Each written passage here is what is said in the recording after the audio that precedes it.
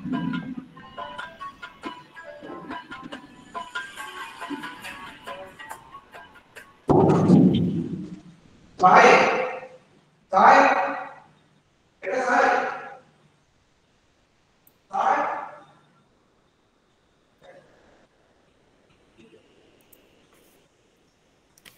good morning to everyone present here.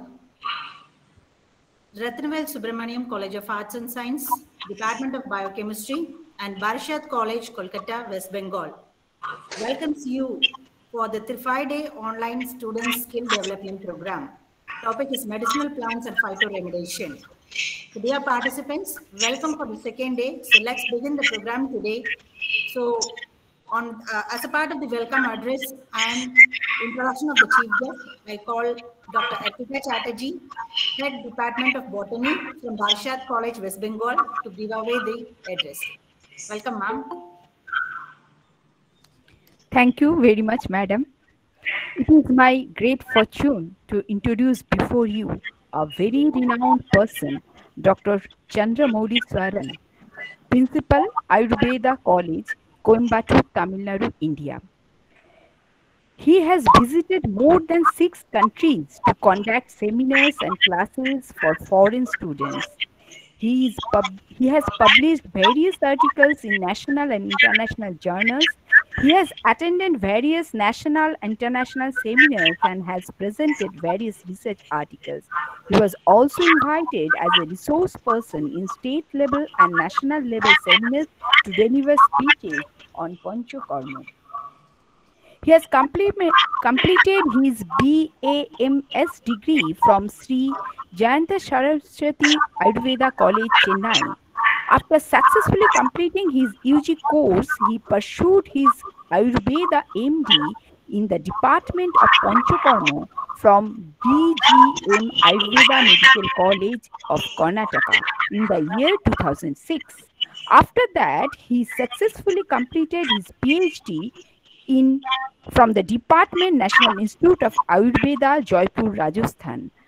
And we are now eagerly waiting to know very, very important topic, medicinal plants in Ayurveda from his experience. And now I just want to heartily welcome, sir.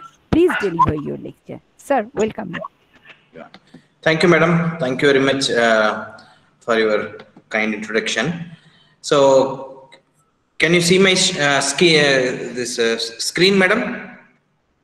No, sir. No, sir. Please share your screen. I have presented, sir. So it is like Zoom only, madam. How to share this? So you can just click on that sharing button, one at the top. Present now. There will be a button called present now. Just you can present. That's more it. In the more option, madam, or? Yes, near that hand, there will be a button saying that present now. Yeah, present now, yes. Yeah, that you can click, sir. So once you click, your entire screen it will ask. So okay. So your display will be shown. Yes, madam. Now can you see? No, sir, not it. Now? No, sir. It is showing here when I see that, madam. Yes, sir, but we cannot see here. No problem, sir. Share your entire screen. Yes, sir. That one you have to entire screen. You have to click and you have to give OK. After that, you can show. You can go to the tab where you need the PPT that you need to present. Yeah, it is showing you. Like our screen only, madam. Your face and other things. Okay, sir. Because I have stopped presenting here. No problem, sir. Could you please share the PPT with my email ID? I will do it immediately. Now, can you see it, madam? No. No, sir. No, sir. Not it. Now you see? No, sir. No, sir. Because it is showing your screen only, madam. That when I say that share the screen. No, sir. I have stopped my screen sharing actually. The thing is that there will be an arrow mark now, sir. Yeah, just I'm clicking it now. Yeah, sir. It will show my screen only startingly. Then you have to present that. After that, you can go to the tab where you need it. That is, your own screen will be displayed to you. So the program screen only will be displayed first, sir. Yeah. Yes, sir, now you are right. Okay. Yeah, you're Okay. right. Can you see it? Yeah, exactly, sir. Okay. So good morning once again. I thank the organizers for inviting me to this webinar. So I'm going to present about this. It's a vast topic, but still I had madam told like 2 days back. So I thought, okay, like due to some other work and other things, I could not prepare the fresh one, but I already had one old presentation which has certain Sanskrit, but you just skip it. Okay, I'm sorry about it, but I will give the gist of the idea, about, because everyone knows about in India and even in abroad, people knows about Ayurveda, the basic, the ideas, a little bit is there. So, but basically, it's beyond that. When it comes to the Ayurveda, everybody knows that we use some plants-based medicines, and we use, kada, these kind of things. But people don't know, unfortunately, that beyond that, because this science is not only, simply kada and other things like massage. It is really scientific, and it is really, beyond that drinking of kashayam or massage. Okay, so basically, as I always tell to people, the world was surviving even before the invention of modern medicine. Of course, you do need modern medicine for emergencies. You do need modern medicine for surgeries, all those things. Because the science has advanced, we have to use that also. But I always believe that wherever we can use our native medicine, it must be used. That's what I always say. People only, we cannot take always the chemical. What is happening, people started using for simple things so many chemicals, like side effects. This, so like take the example, when somebody has the fever or running nose, you don't have to take paracetamol or anything until and then it's an infectious fever, or if the fever is high. So this kind of small education is necessary, where like for simple things we should not go on having some kind of chemicals inside, but unnecessarily putting these chemicals harm our body. So basically, in olden days, because I'm from the background, I'm from a village background where I grew up was a village completely. So I still remember, like going to the hospital and all, it's like only if you have any serious illness, you'll be taken to the, higher hospitals.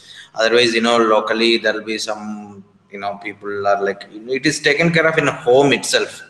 Like we use simple medications, like nowadays everybody knows this Brazil mint or this Karpuravalli in Tamil, we call this Brazil mint is, very effective against cough and cold. The Solanum nigram is being used. So these kind of simple things being used to take care of things. Only people used to visit the hospital when it is absolutely, it is in their, from their out of hands. But unfortunately nowadays, what is happening, for small things, people are going to the doctors or going to the hospitals. According to me, which is unnecessary. You are making the doctor to earn more. That's it. Because basically, I'm not blaming our, being a doctor, I cannot blame my people, but so there are some unethical practices also out there. So like, as a doctor, we must advise where it is intervention is necessary, then only, we must give the medications. Otherwise, we can tell the people to just to take it easy, or like, if somebody has that indigestion and fever, take the example, ask them to fast for like 6-8 hours. That will, take care of him or her. So basically, this kind of education is very much necessary. I believe either food or medicine, it should be consumed less, if you want to live healthily. Okay, so why nowadays you have lots of childhood obesity or like lifestyle diseases are happening? Because non-stop we are eating. Okay, so this a person who eats 3 times food is called as a rogi, is disease. A person who is going on eating 3 times food. But nowadays everybody, it's a Western thing has come to us. We say that breakfast is necessary. Nothing like that. I see many people come and tell me, doctor, I'm very clear about my timings. 8 o'clock I finish my breakfast, 1 o'clock I finish my lunch. It's not like that. Every day your body is same or what? It's different, right? Mentally, physically, it's different. The work you do is different. When you get up, it will be different. So you must eat basically when you have good appetite. As simple as that. Don't ever try to eat because the time has come. So there are so many things, we have to educate, we have to slowly change the people, because the lifestyle diseases are killing more than previously. In olden days, when they only out of this infection or cholera or this kind of pandemics, whereas nowadays more than that, people started dying out of all these lifestyle diseases. So basically, the where it is necessary, there only the medicines must be taken. Where it is necessary, then only the food must be taken. It is not that since we have availability of the food, we have to go and eat. It's not like that. So these concepts, when it comes to the concepts of Ayurveda, it is nothing, it is more than that. It explains not only the medicinal plants, it explains whole lot of things, how to take care of a person, how to take care of yourself, how to be a good with oneself, how you can be good with the nature, how you can be happy, all sort of things. Okay. So if you see, basically, the science which deals with good, bad, blissful and sorrowful life, okay, and what is good for the life, what is bad for the life, how you can live long, basically it says like a person may live 100 years, but what is the use if he is living with disease? Rather it says as one must aim for living 100 years, but disease-free life, that should be your aim. Otherwise, it doesn't make any sense, because you make, money with hard work. Within a month, yesterday also I met one patient, they're literally like, they lost all their, savings, because, her son met with an accident, the accidental, this one, now they admitted them. So it's very unfortunate. So, basically, we must have a good life, we must have a happy life, we must have a healthy life, which is very, very important. Otherwise, living simply, in the name of life is not at all advisable, or it is not at all good. That's what Ayurveda says. And what we should do for that, basically it deals with that, what we do for it. So that's a separate topic, maybe we can do later. So now we'll concentrate on this medicinal plant. Okay. So basically now you see it's getting popular everywhere, in the Western, Europe and Russia, because I have traveled to so many countries, more than 6 to 8 countries, I think, and I have seen more than 14 to 15,000 people, those who are foreigners, most of them are foreign clients. So it is picking up, but at the same time, we cannot be happy that it is globalizing, because there are so many issues are coming up, creeping up, because of this globalization, because the people started seeing this healing signs. So that, we are trying to address it. If not, it is impossible to globalize, or impossible to take up these medicinal plants to other countries. Okay. So basically, it is when you see these medicinal plants, because what you eat also a medicinal plant only. Okay, because Ayurveda says Jagat Eva Aushadam. This is a Sanskrit term. What you mean by that is, nothing in this world is without any benefit. It says everything is created by God, okay, or everything is created by the Creator, and every creature has its own purpose, including the plants. Okay, so everything has its own value.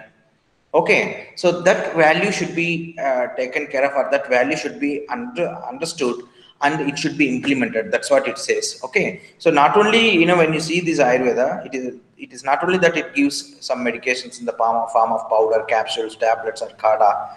It also largely it teaches about the diet. Okay, because diet is also, mostly plant based, and of course many people think that Ayurveda is only vegetarian science. No, it's not. It's a myth. Ayurveda talks extensively about non-veg. Okay, of course it's not saying that it should be given to everyone. Depends on the condition, depends on the patient, depends on the need. One must give the those animal food to the patients. So this is, once again, many people think that, especially when I was traveling, many people do, they made it like that, which is very wrong. Ayurveda is not only it is based on plants. It is based on, it uses metals, minerals, animal products, and in the food also it uses animal products also. So it is not only vegetarian, it is, it does, because as I said, according to Ayurveda, everything heals. Everything, in and around you plays a role, and they heal. The healing can be anything. That's why I always say to my students, it It's not necessary that a doctor must heal a patient. Your mother can heal you, your dad can heal you, your daughter can heal you, your son can heal you. Whomever makes you happy is called as a healer. So when some of my allopathic friends says, like, oh, this is not good, this, when they make fun of this acupressure or reiki, these kind of things, I always say them, why you worry? If that person feels happy, if that person is feeling good, because you would have known this in your life, you don't feel that good vibes with everyone, whereas with some people when you talk you feel good. Why? What is that? According to me, that's what healing is. So healing is not only that you just simply take a medicine. No, healing is everything. Where you feel good, that is called healing. So feeling good can be not only by medicine, it can be by all means. So basically, you must heal a patient or you must heal a suffering, not only through the medicines, with so many things like diet, talking, all those things. So that's also mentioned by Ayurveda. Okay. So basically nowadays you can see many people come, it is advertised in the, in the media and everywhere. Take ashwagandha, take, cumin, take kurkuma, that is manjal, our, turmeric powder, nonsense use of this. Because take the example, it is recently they found out if somebody takes the turmeric in longer duration, they can gain weight. They can even have stomach carcinoma because there is some irritants are there. That's the reason why in our traditional cooking, they used only quantity which is necessary to us. Whereas now, because they think that Ayurvedic means no side effect. No, that's also once again a myth. Who said? Because if the medicine or if the product is not producing side effect, that means it's not working. It has to produce side effect. Being a biochemistry people, you might be knowing it. There should be some kind of opposite reaction should be there.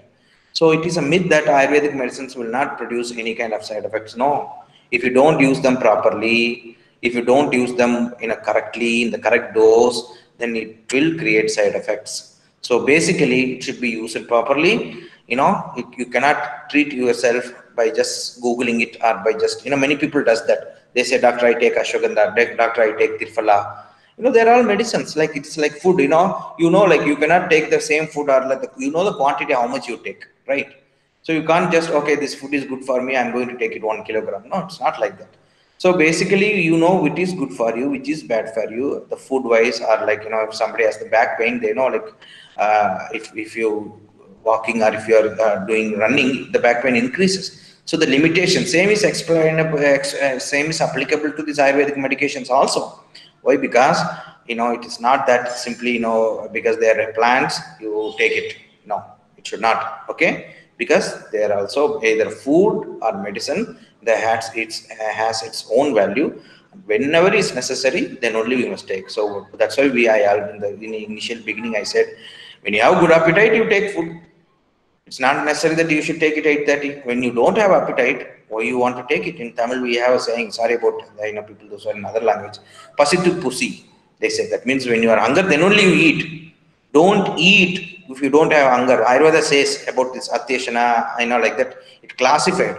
What are the why you get diseases? Because you don't eat properly. That's the first thing it says. So like people those who eat repeatedly, people those who eat before the previous food is digested, people those who eat without appetite, these people are going to suffer from a disease because they think oh, I'm eating it, nothing is happening. No, these diseases will not come today, you did it tomorrow. No, long standing, you do it for 20 years, later you will come, you will have some kind of disease and we would not be knowing it. So nowadays you say you get lots of cancers, these, that, everything, because basically you see, like when your mother were there or our grandmother times, these many cancer patients were there, they're not there. These many lifestyle diseases were not there. You see like 20-25 years back YouTube videos, you don't see these many obesity. You just look around you, these many cancer, these many heart problems, diabetes, obesity, childhood obesity. I see in my college, in school, how many children are getting obese. Why? This because less work, too much of eating without thinking, without having any proper, the insulin resistant, polycystic ovaries, so many issues are coming because the injudicial use of food. Because as I said, food is also a plant or animal product, because that also should be used like a medicine. Do you use the medicine so much? No. So in unjudicial use of this medicine or plant or animal always lead to the side effects. That's what we are facing. Okay, you can see. So already I told you about the abuse of the medicines. So it's what it says, even the poison can be medicine if it is used properly. Even if the well good medicine can be act as a poison if it is used unjudicially. So basically, that's the reason why in Tamil Nadu, there were, when the COVID came, everybody started taking this Kavacharakodinir. You know, it's a kada prepared like for, to improve the boost immunity and improve the, but many people I started to getting after having it so much, they started to have gastritis. Of course, like you cannot just take it like a water. People proudly come and say, Doctor, I have been taking it morning, evening, religiously. I asked them, why? Who told you to that? No, I thought it is good. It's wrong. So they got the side effect. So the medicine must be used judicially. As I said, the food also must be used judicially. If not, we are going to suffer.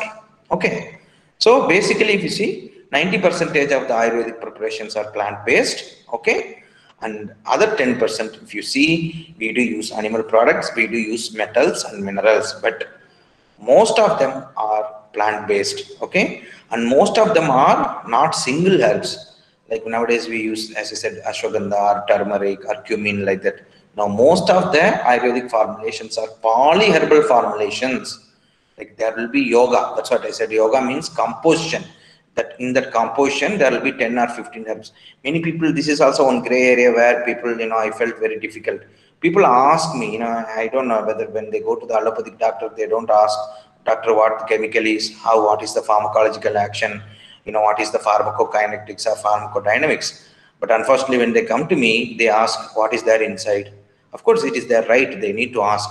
But the problem is, if I say these medicines are based on Sanskrit names, so if you say like it has 10 herbs and name of them, and you need to, some of the medicines are not available even in the Google. So you need to find out the botanical name and find out the, how they work. But in Ayurveda, one more beauty is there. If you see one herb, it works for 10 problems. Okay, so some medicines I give, it's a judicial use of that. It's a idea of the doctor, Ayurveda doctor, which gives. So basically, ashwagandha, you say people, ashwagandha, if you see, it can be used as a sexual medicine. Ashwagandha can be used for stress. Ashwagandha can be used for sleep. So, if I write it for something, oh, doctor, I read it in internet, it is for a sexual medicine, I don't have any sexual problem. This I'm really telling you.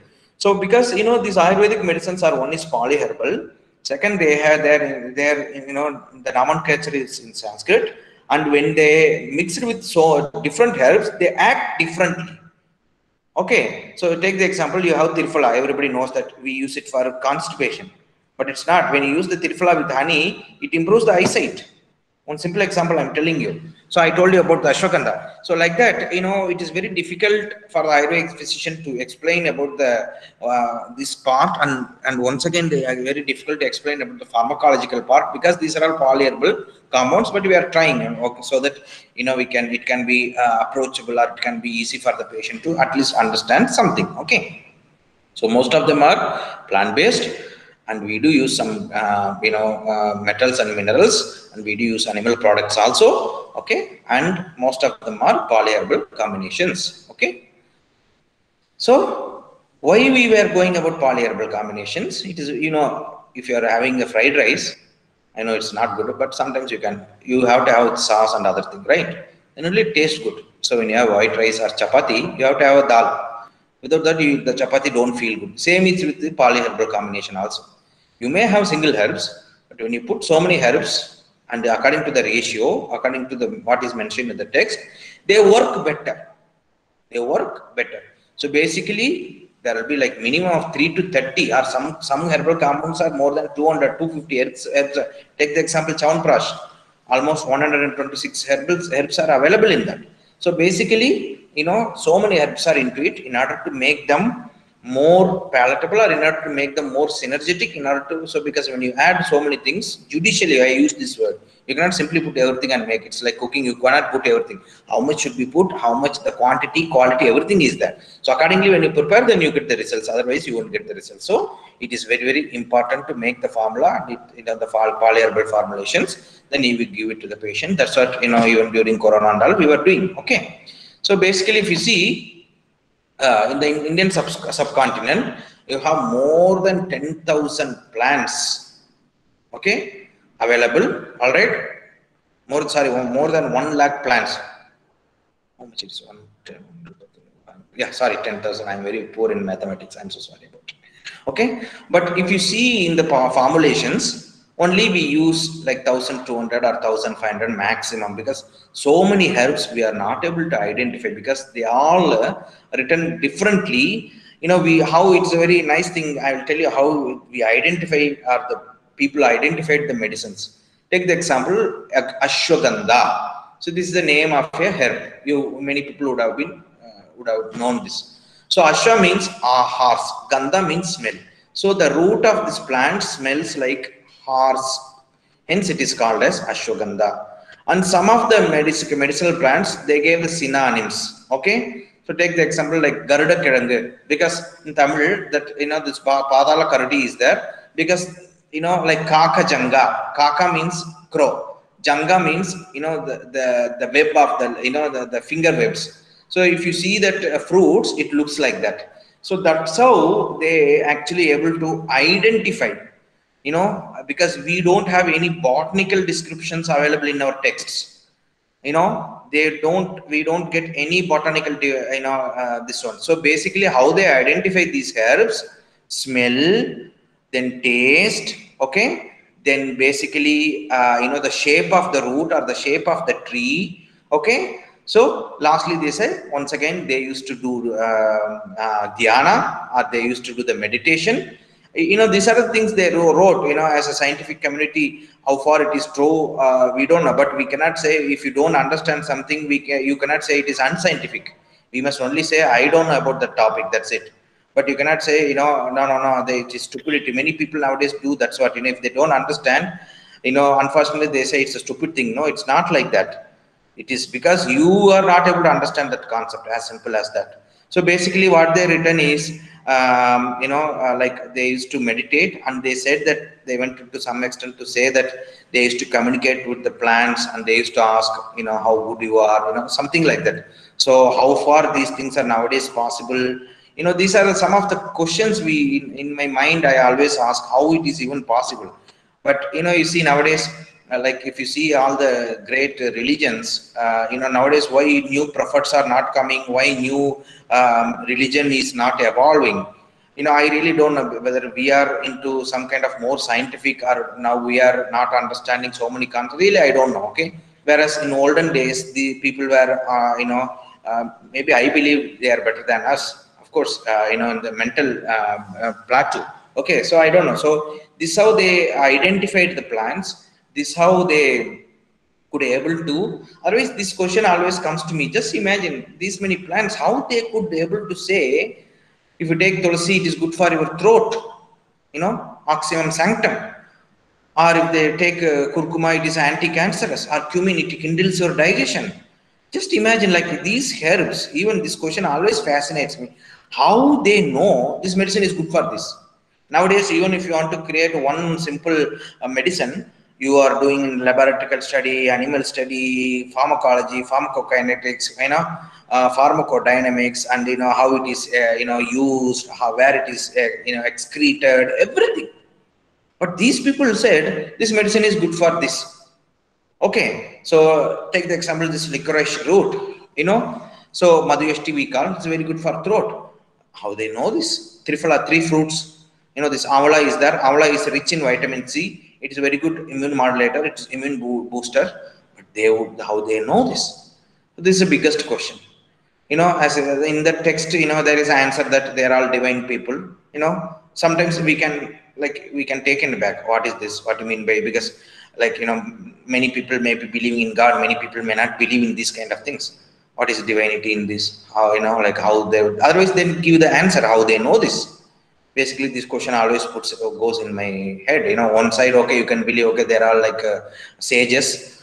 Those who written these books were sages. We call them sages, and they are divine people. They could be able to understand this. They could be able to talk with the plants. They could be able to understand. That's how it is. But I believe more than that, they would have done lots of research for sure. Otherwise this is impossible. They would have given this plant-based medicine to people. They would have seen the side effects, or they would have seen the good effects. That's how they would have recorded. Unfortunately, they didn't put that in the text, so we think that it is something divine and other thing. But I believe that they would have done definitely some kind of research. Without that, it is impossible. Okay, so always this is a fascinating topic. Okay, and basically it is says that a person, before treating himself or before going to the doctor, must understand etiology. Suppose you have a cough, basically you must know. Of course, there are certain diseases comes by accident, we don't. But there are so many diseases, so many problems. We do know that, oh, I have throat pain. Oh, yesterday I drenched it in the rain. As simple as that. So, like understanding the etiology, and because Ayurveda says first and foremost, avoiding the etiology is very, very important. How you treat a patient. What is the first step in treatment is, which is causing you the trouble, avoid it. But unfortunately, we cannot do it so many times because most of us would have been married.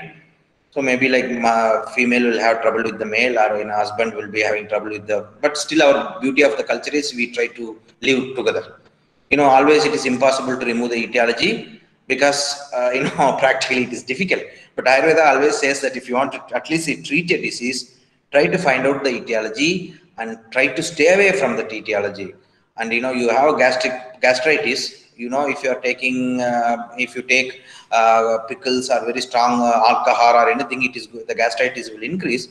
So no, medicine will not work there. You must understand this is the issue, so I must avoid that. Without that, if you can't treat it, that's the reason why many places modern science fails, because they don't give importance to food, whereas Ayurveda gives so much importance to food. Why? Because suppose you are treating it, that particular food item is creating the trouble. If then your treatment will not work.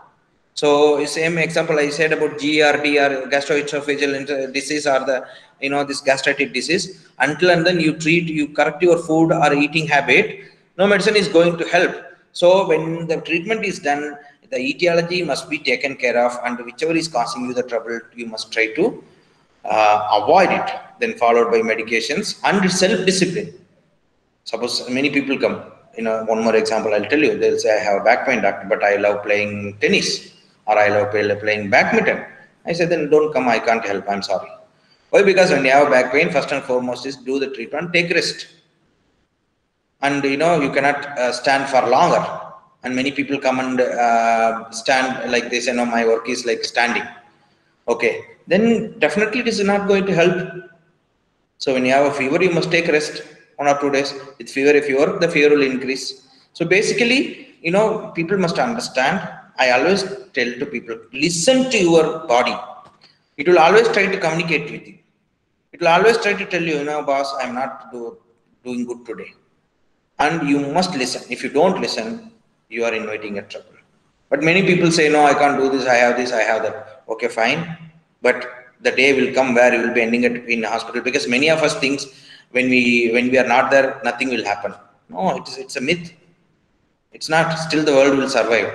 It's our assumption that, oh, if I don't go, oh, that will not happen, this will not happen. No, it's not like that. Some extent it is correct, but not always. Even if you don't go also, it will happen. So think, I tell people, you should not be selfish. But one area where you must be most selfish is when it comes to your health. Because your pain is with you. Nobody is going to take your pain. Your suffering is, maybe I can feel sorry for you.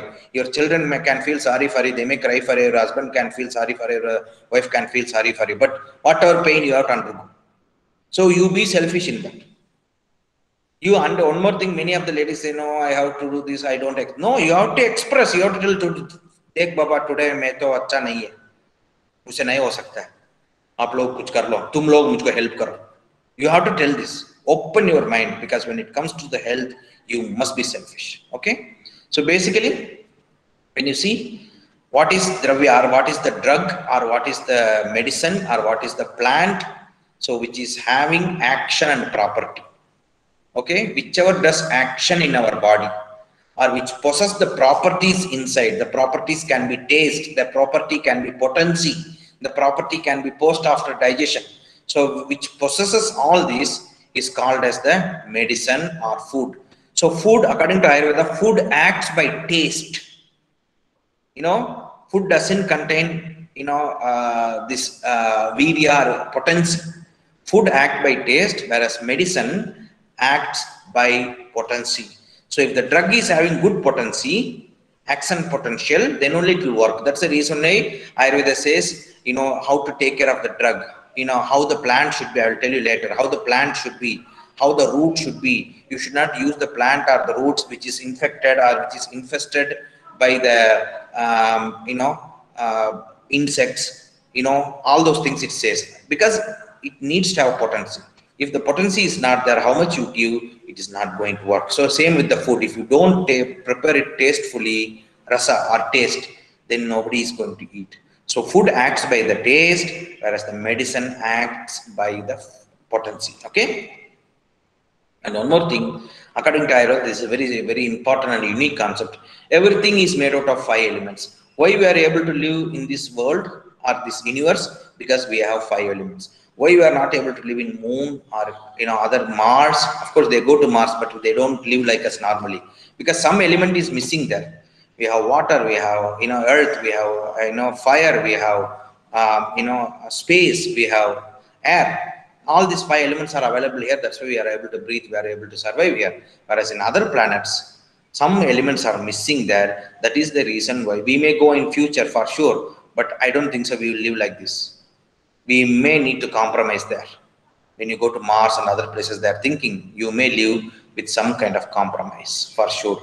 No one can replace the earth, or no one can replace this our mother planet, because it has all the 5 elements. So these 5 elements are very much necessary for the normal living, as I want to put this, as for the normal living. So in other planets, one or other elements are missing. That is the reason why we are not able to survive there normally. Okay. So basically, you see, this drug or the medicine is second as according to Ayurveda. Okay, 4 pillars are necessary for the successful outcome of the treatment. The doctor, attender, that is dravya or the substance or the medicine, and the patient. Of course, without patient, what the doctor will do? How beautifully they said about, you see, doctor should be there and foreign patient should be there.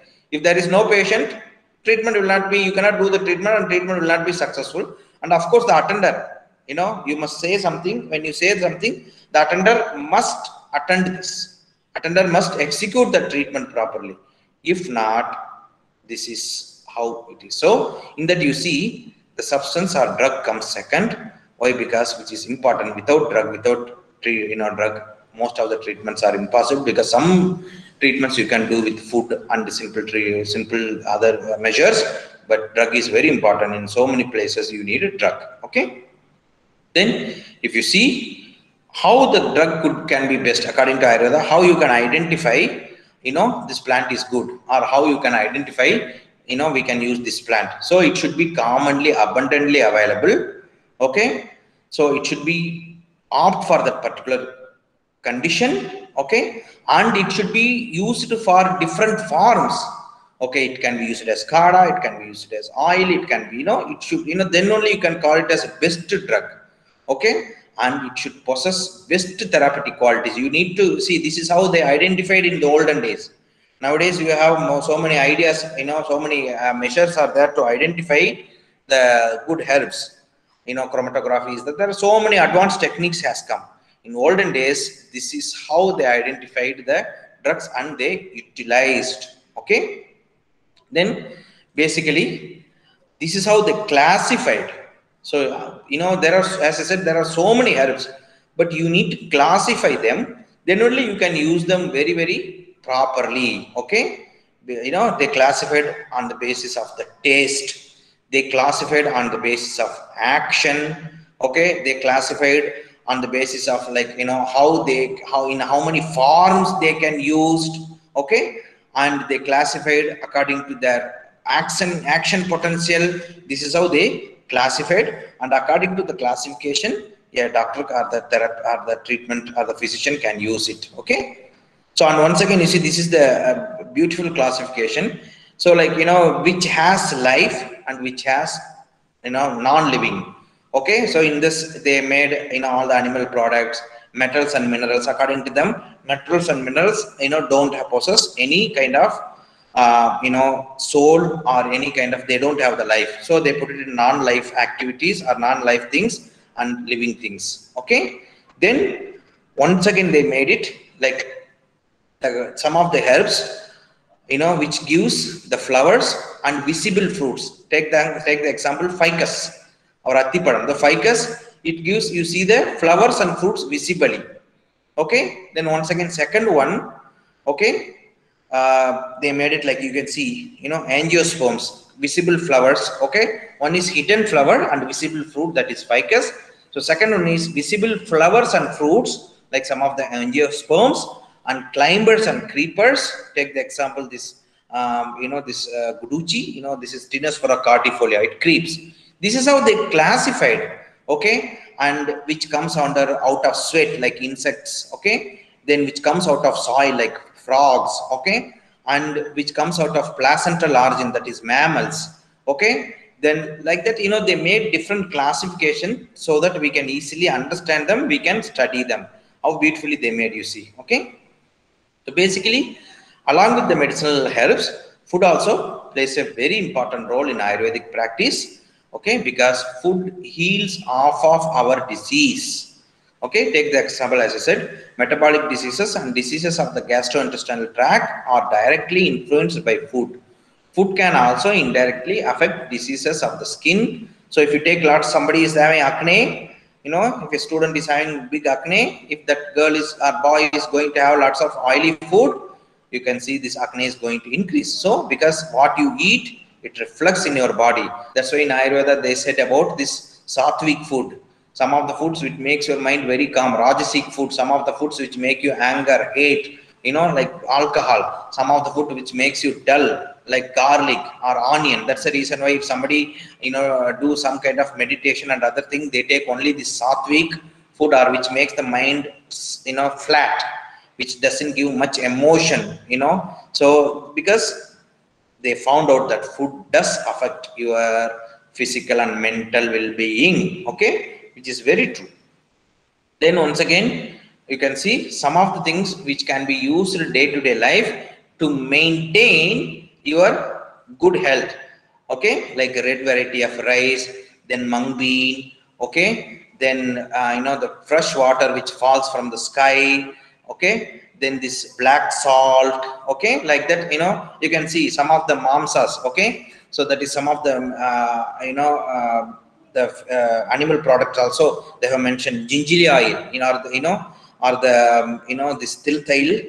Okay, tilka tail or the gingerly oil. It's very good. Every day you must use. Okay, like that, you have some of the examples I gave you. Okay, then you can see how to collect them. Next comes, medicinal plants. How, first of, because in the medicine, the plant is, the leaves are used, fruits are used, stem is used, bark is used, then tuber is used, then twig is used. Okay, and roots are used. So when to collect the leaves? Leaves are collected from the plants during the following period, as in this season. So flowering period, not following. Okay, so the leaves are collected when the plants are in the flowering period, because in this season plants are very active. The self movement and photosynthetic activity are maximum, and the leaves contain maximum percentage of active constituents. Okay, then if you see the weather condition, as the moisture decrease their contents, they are all collected in dry weather. Okay, then method of collection depends on the characteristics of each drug. Okay, so you can see some Swarnapatri, leaves picked up individually from the plant. Okay, so Brahati Kantakari, it is like Solanum nigrum. In Tamil, it is Thuduvalai. Okay, this Solanum nigrum, leaves with the flowering tops are collected. So this is how the leaves must be collected. Clearly they stated. When it comes to the barks are collected only after 3 to 8 years. You can see how they respected the tree. Nowadays, we cut even the small tree because we have become more jealous.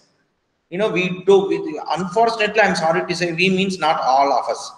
We have become more selfish. We only think about our humans. We don't think about animals. We don't think about plants. We don't give a damn about any other creature. That's why we are suffering like this. Why with this corona pandemic happened? You know what they have, people eat what not. How horrendous. You just see how they are killing the animals. Of course, it's everywhere it is said that, how to kill the animal. Okay, how, even in Ayurveda it is said, before you are plucking the plant, you must pray, you must ask sorry, you must say, I'm so sorry, please bear with us, please forgive me, I need to use you to take care of our mankind. And they say, like, use only that, if the plant should be used, if you want to cut the roots, don't cut the main root. They say you cut the side root. How, they were respecting every creature. Unfortunately, now many human beings has become more selfish. They think only about them. They don't think about others, leave about other creatures. They don't even respect the other fellow human. They don't even give you drive. You see how what and all road rage happens. It is because, we need to change all these things to bring a good humanity. We need to educate our children to respect every creature, to respect, every human, to respect, like it should be started from the home itself. Because you still, don't think I'm talking feminism here. Like when one girl and one boy is there, mother will say, girl, you go and do this. No, teach the boy also to respect that female kid. It should be shared. We cannot imbalance the world and we cannot be selfish. So, you can see this is what Ayurveda also emphasizes. Please, respect everyone, respect all the creature. Okay. So, barks are collected only after 3 to 8 years of plant growth. Why? Because when you collect it when it is young, you are going to destroy that plant. This mass destruction of Amazon and other places in Amazon forest and everywhere, this is what we are suffering. So we must, this is also one of the biggest challenge we are having in globalization. All talk about Ayurveda globalization, all talk about plant globalization. No, until and then you preserve them, until and then you conserve them, it's not going to happen. You are going to sit empty hands after 100 years. This is what is going to happen. Okay. So usually collected in spring or early summer. Okay. And method of collection, bark is collected by making suitable longitudinal and transverse incision on the stem or root of the plant. See how nicely they have written. You cannot go and simply cut and take and come. Many people do. No. Please, you must respect that plant. Okay. So these are the different methods. Okay. Uprooting where, wherever it is necessary. Feeling, these are the different methods. Okay. You can see, this Arjun Ka Chal, you might have, it's very good for, heart diseases. Many people now started using the Dabur and other people came out with for powders, capsules, because it's a cardio protector. Okay. So you can see how they are, how to identify, and you can identify the plants with the help of barks. This is what examples I gave. How that particular tree will look like by looking at it. You will identify, okay, this plant is this tree is this. So with the help of bark also, you can identify the trees. Okay, then comes to seed. So when to collect? When the fruits are ripe, but before, this dehydrates on the plant. Method of collection, it varies according to the plant. Okay, so Ricinus communis, this aranda. Okay, you see everywhere it is there. We make this, this castor oil plant. So you easily everywhere it is available. Okay. So this castor oil plant, you see the capsules are collected from the plants when they begin to turn brown. These capsules are exposed to sun. After 3-4 days, capsules burst. Suddenly they burst on its own and seeds flung out violently. So this is how you collect. Okay. Then fruits, of course, when the fruiting season is come, you have to collect according to the season. You must collect the fruits.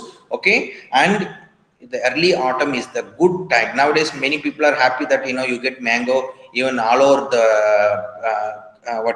mango is a seasonal fruit, but you get nowadays until August, September, sometimes even after that. We should not be happy about it. It is a sign of climate change. It is a sign of something going wrong with our planet. People say, oh, you see how beautiful mango we are getting now. No, we are into trouble. You should not be happy that, the fruits are getting every day and throughout the year. No, it is wrong. Because God has created, or the Creator has created like that. The seasonal fruits must be available only on the season. That means the season is correct. If not, we are into trouble. As simple as that. Okay. And when to collect, you have to collect in the early morning, and nicely you have to pluck individually in the branches. Okay. And sometimes these ripening methods also can be used. And always you must get, ripened fruit only. Okay. Take the example fennel seeds. Stems are cut with the sickle and dried in sun. Fruits are beaten on the cloth. okay, in the sun. So ultimately the cumin or fennel, that's how you collect it. So that's how you collect the fruits, okay. Then roots, okay. Accordingly, roots from the annual plants are generally not collected. You see the rules and regulation. Roots from the annual plants are generally not collected, okay. And actually, why the reason is high active chemical composition is seen when vegetable growth is ceased. They are fully matured, developed, and good quality. As plants have already shed seeds, crop contains in the next season throughout natural.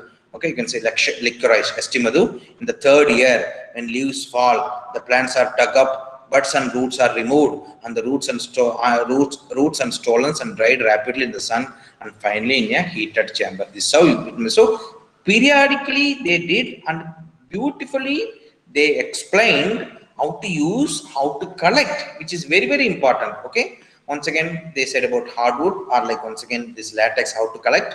Okay, then galls, how it should be collected. Okay, then you see they said about the rutus, or rutu means here the seasons. So like if you see Vasanta is this autumn, okay, sorry, spring, which you see Vasanta Rutu is spring, that is March 16th to May 15th. Unfortunately, May 15th we are in summer, you see, but it's according to the old original text, until May 15th it is the spring season, whereas April 30th itself we start getting heat, unfortunately, you see.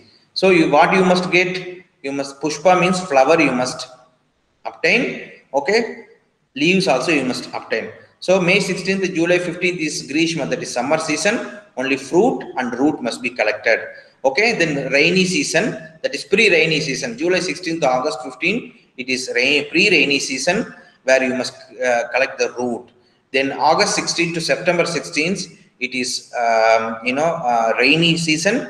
This once again leaves can be collected. So like that they have mentioned different seasons for collecting different parts of the plant, which is very beautiful, because that is the time the plant matures physically, okay, and where the root, and then depends on the availability of the climate. Okay, so basically once again they said about what are the food, which food or medicines which is taste bitter, which is taste salt, which is taste astringent, which taste astringent, the taste when you take the unripe banana, you feel some catchy in your throat, no, that is called astringent taste, because in foreign or in western world it is only sweet, sour, salt, bitter, sweet, sour, salt and bitter, these are the four, this one, whereas we have this astringent also, okay, and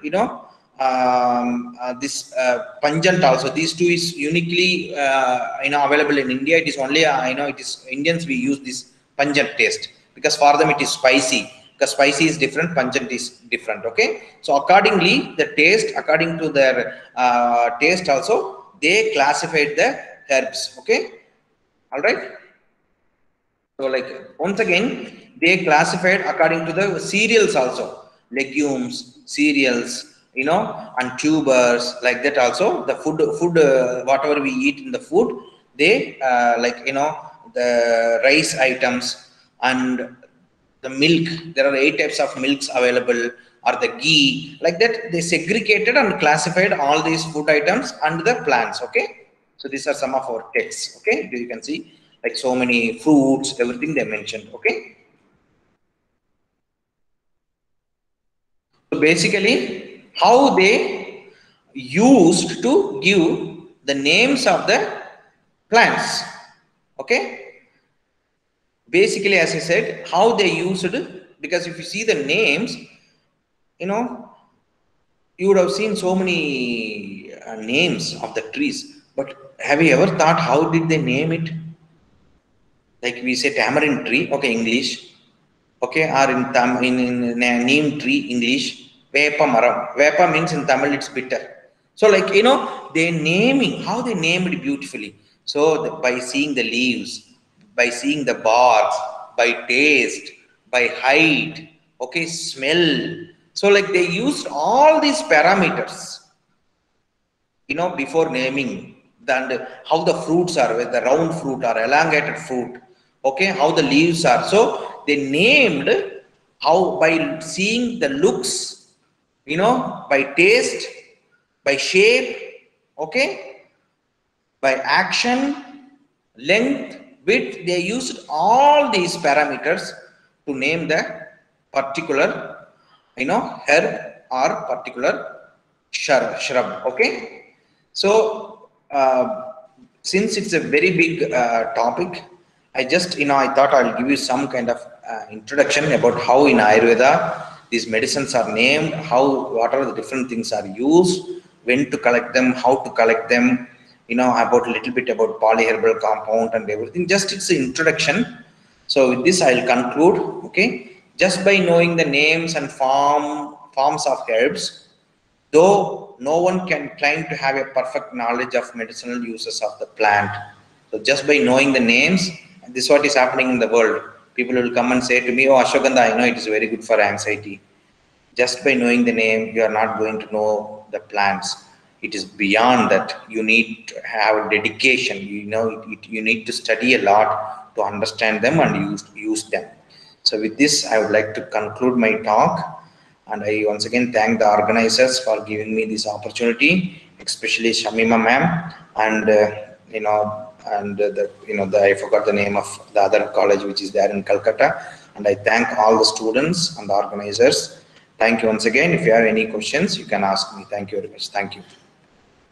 Thank you, Chandramouli sir. It was really a great presentation. So you brought all the Ayurvedic terms, the do's and don'ts, and what we have to do, how we need to understand as a human being how the Ayurveda goes with us. So thank you for melding us with a beautiful topic, sir. We have a lot of questions in the chat box. We'll go Okay. yes, sir. So there are many appreciation messages, and one question is, what is the role of Ayurvedic plant in second and advanced stage of different kinds of cancer treatment? Is it possible to completely cure in advanced stages of cancer?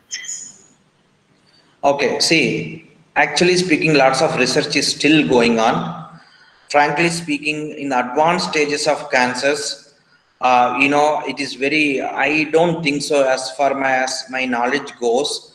In the initial stages, we do have some medicines, but in the advanced stages of cancers, no, we don't have any medications yet, or I may need to say that we may need to explore, or we are yet to explore it. So as of now, no, it's not. Okay, sir. Thank you, sir. And one more question: how to cure the cancer patients completely through the Ayurvedic system instead of chemotherapy? So that's what.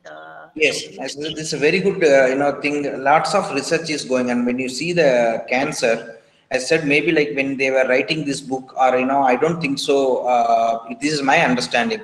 They had this many cancers and other things, and basically, if you see, we use some of the polyherbal combinations, and when it comes to the life of a patient, I need to agree. I cannot always say my system is best. Where there is a lack, I must say that also. We don't have any data which is supporting that when you take this can cure the cancer, or this can, we are still in the nascent stage. Government of India is helping. We are doing lots of research on different cancers. We are yet to get any breakthrough. So basically, when it comes to the life, many people approaches me also, I have seen, but basically I tell them, as for the standard protocol, the chemotherapy and radio is our surgery is the standard protocol. What I advise them is, once this is done, I can support you mentally and physically to detox you because when you take these treatments, so many side effects are there. So I developed a special protocol called post-cancer management protocol, where the kidney damage, liver damage, those things I can, because I'm not a god, I know my limitations. So as far as I know, this is the limitation I have, and I work only on that. Whereas some doctors are available in North India or even in Kerala and all, they treat some kind of cancer. Take the example, there is one person called Dr. Polyamory Prakash. He is from Dehradun. He treats blood cancer and pancreatic cancer with some of the metals and minerals. It is completely remission, and the cure is there. So like, people are scattered and they are trying to present their research, and they are trying to get approved from Government of India and WHO. And regarding this man, WHO or the World Health Organization is going to recognize this thing, because it is 100% curing the patient. So it is in the very nascent stage. So people are trying to do lots of research, and as of now, most of the Ayurvedic patients, Ayurvedic doctors, we say like, we don't treat, or we treat only in the early stages, or like we, as I said, the post cancer management we do, but directly we don't advise any patient to take out of course, if they're terminally ill, I do say it's useless to do any kind of chemotherapy or radiotherapy, because they know despite of doing that also they will die within a year or two. So without doing that also they will successfully stay this many years. So this is the limitation we have. So accordingly only I advise people. Yeah, Arpita ma'am from West Bengal, she has a question to ask straightly. Madam, you can unmute yourself. Okay, Arpita thank you, madam, madam. yeah, you can unmute yourself. Yes. Yeah, Sir, I have one question. In some literature, I have found that they have mentioned many antioxidant-rich plants as prophylaxis measure and preventive measures for carcinoma disease. Okay, sir, is it possible to have in our daily food habit antioxidant-rich Madam, food? I'm sorry, madam, it is not clear. I am not able to understand it, madam. ma'am, once more, ma'am. Okay, am I audible properly, sir? Chandramouli sir, 1 minute, 8 minutes, you can just unmute yourself. So I think mute yourself so that her question will be clear to you. 1 minute alone, sir. Okay, madam. Where it is? Madam, you can ask.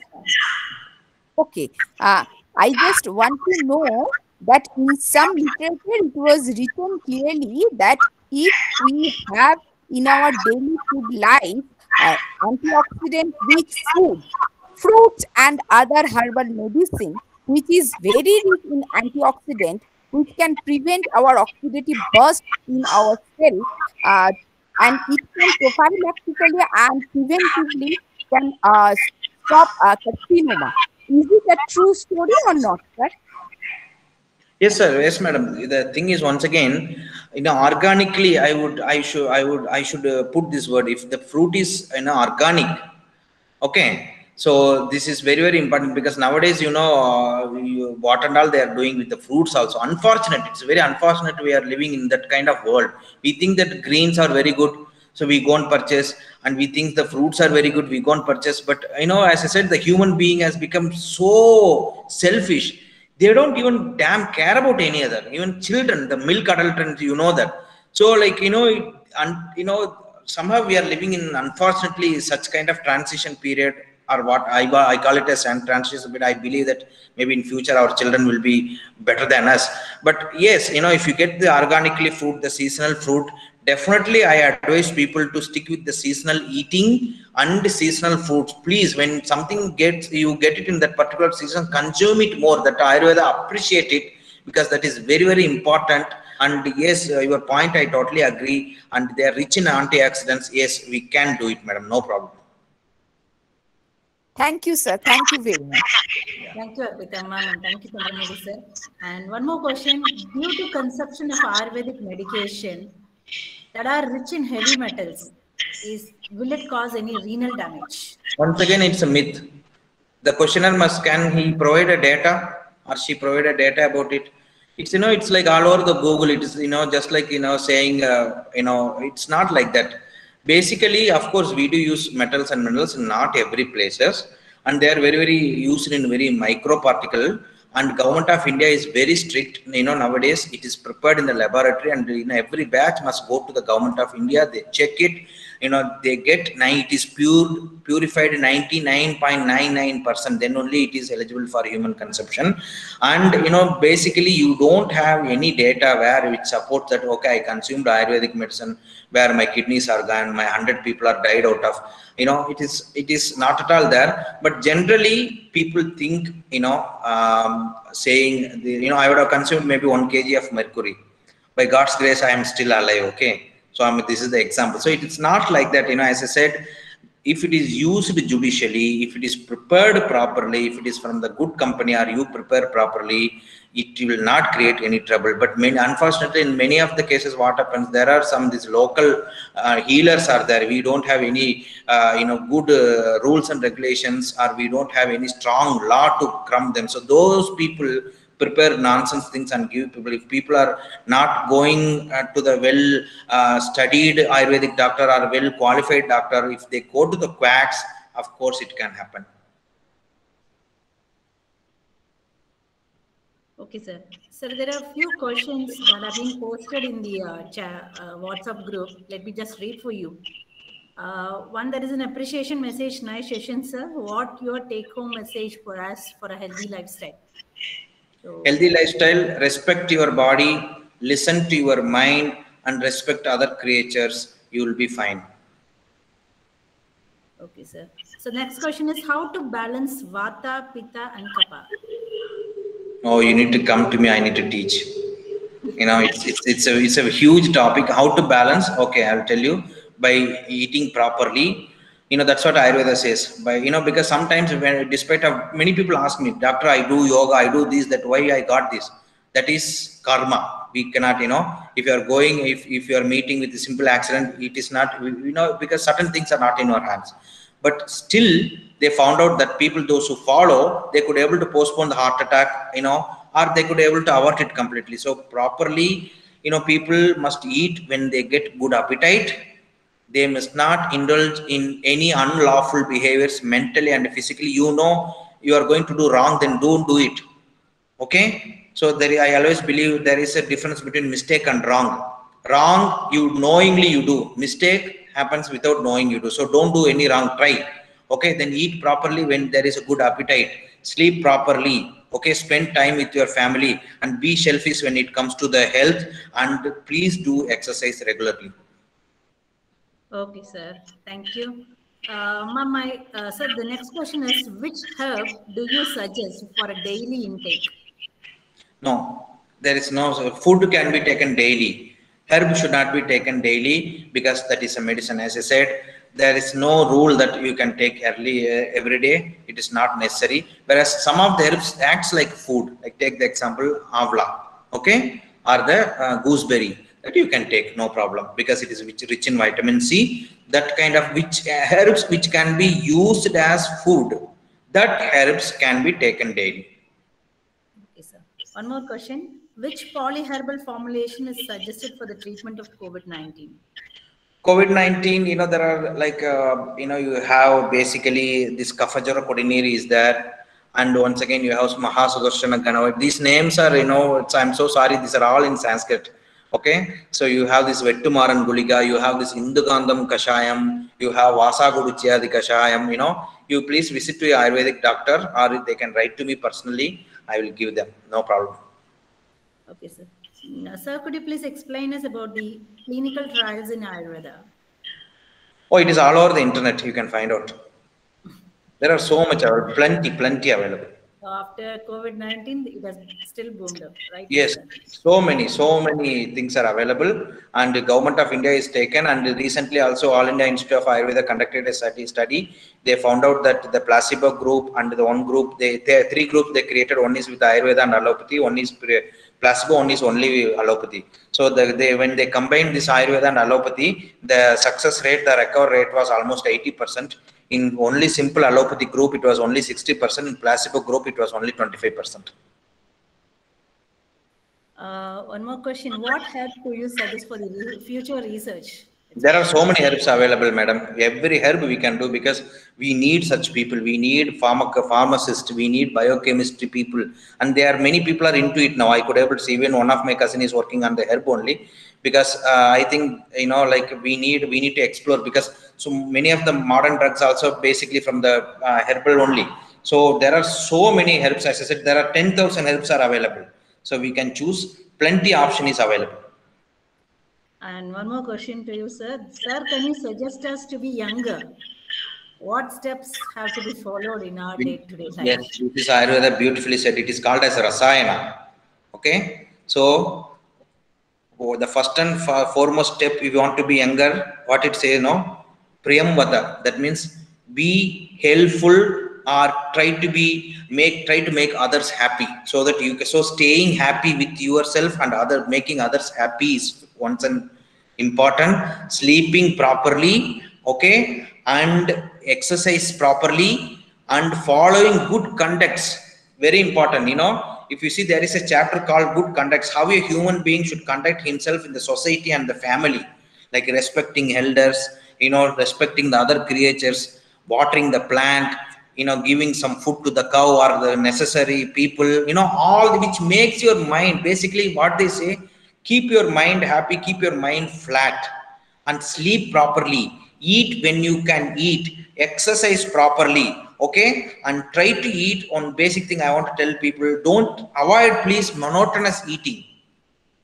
Try to have at least 4 tastes in your food, okay, definitely, okay, try to have 4 taste in your food, and don't take sweets every day. Try to avoid sweet as much as possible, and try to avoid milk products as much as possible, because unfortunately milk has adulterated now. And try to use more ghee. Don't think about cholesterol. Ghee, deshi ghee, I have written a book on it. I'm going to publish it this month, September 9th. I have put lots of research article in it. Deshi ghee will never make you. So following these things, I wish you all the best. You should live younger and healthier longer. I have one question, sir. I have from my side. So there are a lot of hair dyes available in the market, stating like it will be from the mehendi leaves and other things. What could be the natural dye of a plant, sir? Like, is it You really have, available without any chemicals? Is it madam, true? this is a very good, yes, even they say natural, they have chemicals. You don't have 100% Ayurvedic herbal dye. Okay, we have certain formulations we can prepare, but it will not make your head black and hair black, and it will be like brownish black. But we have certain formulation. I'm waiting. If somebody can come, we can make out. As I said, it will not make your, because when somebody puts the dye, you see it looks artificial. It is not normal black. Okay, so we can prepare something which can make it like mild to moderate brownish black. Okay, that's it. And one more thing, because why we need this nowadays, younger people are becoming this white. In olden days it was not necessary, because old people used to get only these gray hairs and they accepted it graciously. Okay, I'm old, my hairs are getting black, white, I'm fine. But nowadays, once again struggle in the mind, oh, I don't want to look like this. It's like, you want to show, or that because the world has become like that. But if somebody asks me, accept it. In the old age, of course, younger age we need to treat. If it is in old age, of course I am like this. This is how, like Rajinikanth, how he lives. He's a great person. He's an example. This is me. This is God has created me like that. So that thing should be there in the mind. Otherwise, for the young age, yes, we can make some combinations. As I said, that will not make it very black. In young age, once again, when we treat it, no need of dye. When you give some medications, the further grayness can be prevented through Ayurveda. Okay, sir. Okay, sir. Thank you. Lalita ma'am, is there any more questions from the student side? Lalita madam? No, ma'am. No, ma'am. Yeah, Sir has given a clear presentation also. Thank you, sir, for your valuable suggestion. Thank you. You are welcome, madam. Thank you very much. Thank you. Arpita ma'am? Arpita ma'am? Yeah. Yes, madam. Yeah, madam. Anything to share? Actually, the presentation is so nice. I am just spellbound. Thank you, sir. Thank you very much. You just make us proud to Thank you, be madam. our Thank you. students. Thank you, sir. Thank you. So the day 2 was really wonderful, because we have a lot of knowledge shared. Sir has shared a lot of knowledge, and we came to know different medicinal plants that plays a vital role in our day-to-day life. And thank you, Chandramouli sir, for giving a valuable session to us. So participants, we'll meet tomorrow right by 11 a.m. On the topic childhood illness and role of medicinal plants. So it will be given by Dr. Swapnam Mandal, Assistant Professor of Botany, BKC College, Kolkata, West Bengal. Meet you all right tomorrow. Thank you for joining us. Thank you. Thank you, sir. Before you leave, kindly fill the feedback as well as the attendance link. Thank you, students.